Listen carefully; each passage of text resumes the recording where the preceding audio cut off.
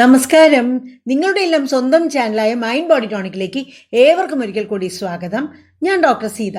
നമ്മൾ നിത്യേന എന്നോണം വിവിധ ആവശ്യങ്ങൾക്കായി നമ്മുടെ അടുക്കളയിൽ ഉപയോഗിക്കുന്ന ജീരകം എന്ന സ്പൈസിൻ്റെ ആരോഗ്യ ഗുണങ്ങൾ അല്ലെങ്കിൽ ഹെൽത്ത് ബെനിഫിറ്റ്സിനെ കുറിച്ചാണ് ഈ വീഡിയോയിൽ കാണുവാൻ പോകുന്നത്. ഒപ്പം ഏതൊക്കെ രീതിയിൽ ജീരകം നമ്മുടെ നിത്യാഹാരത്തിൽ നമുക്ക് ഫലപ്രദമായി ഉൾപ്പെടുത്താം എന്നതിനെക്കുറിച്ചും ഞാൻ സൂചിപ്പിക്കാം. Potassium, vitamin A, vitamin C, antioxidants, iron എന്നീ ഘടകങ്ങൾ ധാരാളം അടങ്ങിയിട്ടുണ്ട് ജീരകത്തിൽ. ഇതുകൂടാതെ വേറെയും ഘടകങ്ങളുണ്ട്. എന്നാൽ പ്രധാനമായും ഈ ഘടകങ്ങളാണ് ജീരകത്തിൽ ധാരാളമായി അടങ്ങിയിരിക്കുന്നത്. ജീരകത്തിൻ്റെ ആരോഗ്യ ഗുണങ്ങൾ എന്തൊക്കെയാണെന്ന് നോക്കാം. ഒന്ന്, ജീരകത്തിൽ ഇത്രയധികം അയേൺ അടങ്ങിയിരിക്കുന്നതിനാൽ വളർന്നു വരുന്ന കുട്ടികൾ, അതുപോലെ കൗമാരപ്രായത്തിൽ എത്തി നിൽക്കുന്ന യുവാക്കൾ, ഗർഭിണിയാകുവാൻ ആഗ്രഹിക്കുന്നവർ, ഗർഭിണികൾ, അതുപോലെ മുലയൂട്ടുന്ന അമ്മമാർ, ഏതെങ്കിലുമെല്ലാം കാരണം കൊണ്ട് വിളർച്ചയുള്ളവർ, ഇവരെല്ലാം ജീരകം ഏതെങ്കിലും ഒരു രൂപത്തിൽ നിത്യാഹാരത്തിൽ ഉൾപ്പെടുത്തുന്നത് വളരെ നല്ലതായിരിക്കും. 2, ഗർഭിണിയാകുവാൻ ആഗ്രഹിക്കുന്നവർ ജീരകം ഏതെങ്കിലുമെല്ലാം രീതിയിൽ നിത്യാഹാരത്തിൽ ഉൾപ്പെടുത്തുകയാണെങ്കിൽ കുഞ്ഞിന് ജന്മവൈകല്യങ്ങൾ അഥവാ ബർത്ത് ഡിഫക്ട്സ് ഉണ്ടാകുവാനുള്ള സാധ്യത കുറച്ചെങ്കിലും കുറയും എന്നാണ് പറയുന്നത്. 3, ജീരകത്തിൽ പൊട്ടാഷ്യം ധാരാളം അടങ്ങിയിട്ടുണ്ടെന്ന് പറഞ്ഞല്ലോ. അതിനാൽ തന്നെ BP എല്ലാം കുറച്ച് നിയന്ത്രണത്തിൽ കൊണ്ടുവരുവാൻ ജീരകം സഹായിക്കും.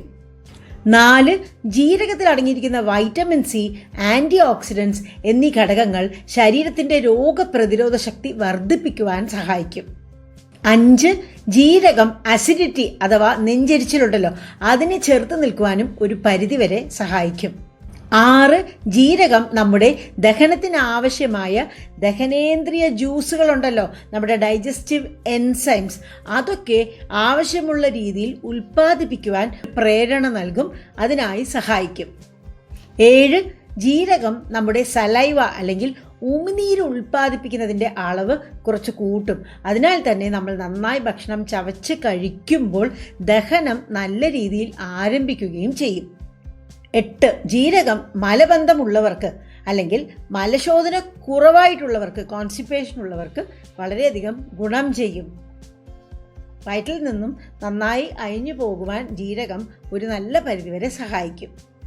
9, ജീരകം ഇൻസുലിൻ്റെ ഉൽപ്പാദനത്തെ കുറച്ച് പ്രോത്സാഹിപ്പിക്കും. അതുവഴി നമ്മുടെ ശരീരത്തിൻ്റെ ഗ്ലൂക്കോസിൻ്റെ അളവുണ്ടല്ലോ അത് നിയന്ത്രണത്തിൽ നിർത്തുവാൻ സഹായിക്കും.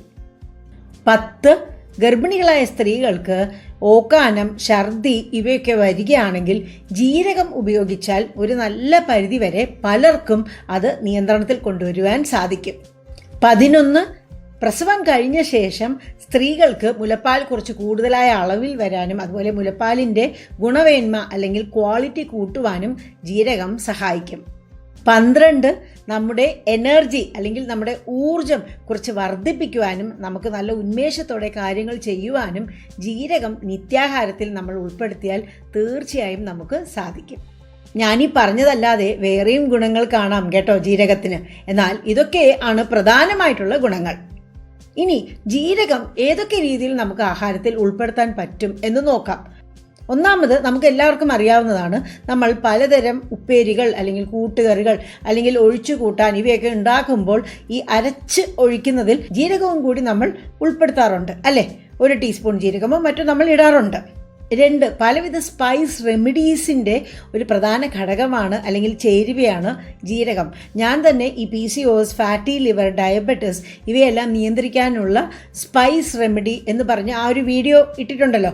ആ വീഡിയോയിൽ ഈ സ്പൈസ് റെമഡിയുടെ ഒരു പ്രധാന ചേരുവയാണ് ജീരകം എന്ന് പറയുന്നത്.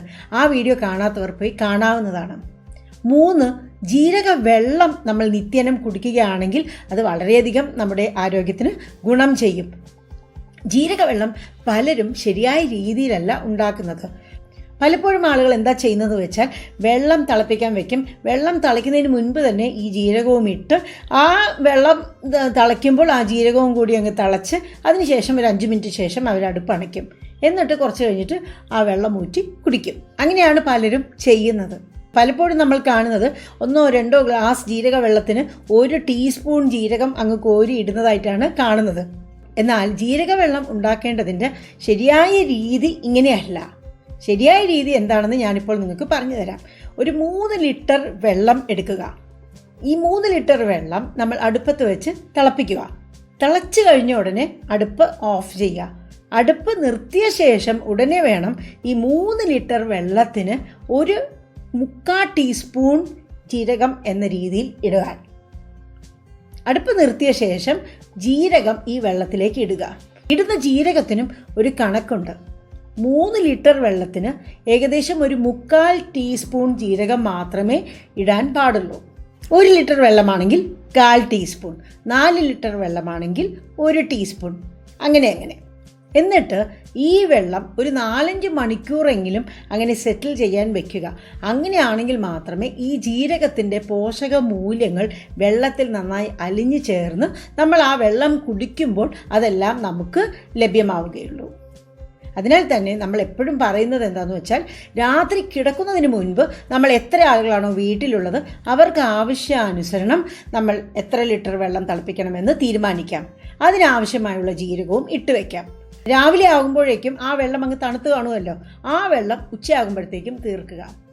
രാവിലെ ഇതേപോലെ വെള്ളം തിളപ്പിച്ച് വയ്ക്കുക, ജീരകവും ആവശ്യത്തിനിടുക.